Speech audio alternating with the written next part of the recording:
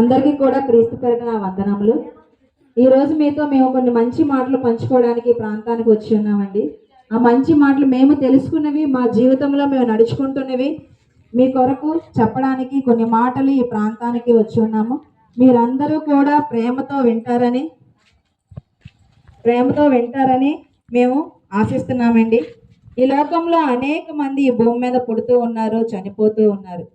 ఎందుకు పుడుతున్నారో ఎందుకు చనిపోతున్నారో కూడా తెలియకుండానే బ్రతుకుతున్నారండి.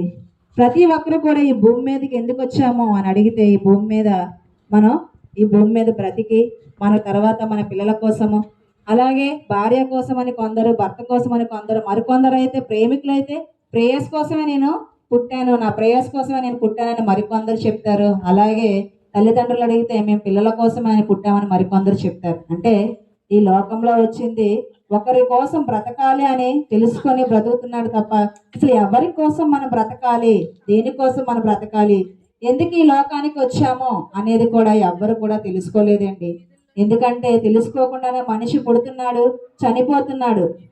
ఉదయం లెగ్గానే ఒక తల్లి ఏం చేస్తుందంటే తన పిల్లల కోసం బ్రతకాలని ఉదయం లెగ్గానే తన పిల్లలకి క్యారేజీలు కట్టి స్కూల్కి పంపి ఎంతో వాళ్ళు జీవితంలో బ్రతకాలని వాళ్ళ కోసం ఆశించి బ్రతుకుతూ ఉందండి. చివరికి మరణించి వెళ్ళిపోతే ఆ తల్లితో వాళ్ళు వెళ్ళిపోతారా?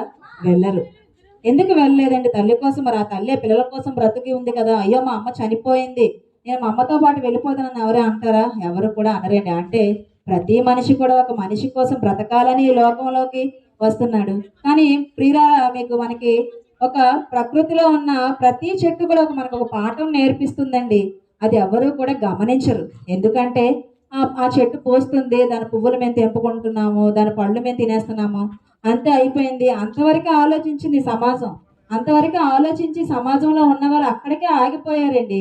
కానీ ఆ చెట్టు ఎవరి కోసం బ్రతుకుతుంది, ఆ పువ్వులు ఎవరి కోసం వస్తున్నాయి అని ఎవ్వరు కూడా ఆలోచించడం లేదండి. అలాగే ఈరోజు ఉదయాన్నే లెగ్గానే మనకి ఒక వెలుగు కనిపిస్తుందండి, సూర్యుని యొక్క వెలుగు.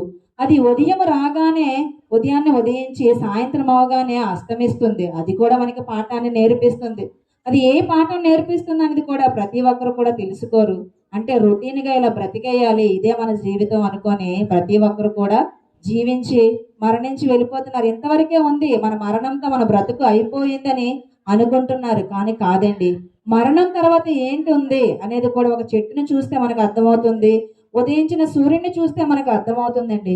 ఉదయం లెగ్గానే సూర్యుడు ఉదయిస్తాడు, ఉదయించగానే సాయంత్రం అవ్వగానే అస్తమిస్తాడు. అంటే అందులో ఉన్నది ఏంటంటే ఉదయం అవ్వగానే తన పనిని గుర్తుకు చేసుకుంటున్నాడు. నేను ఉదయం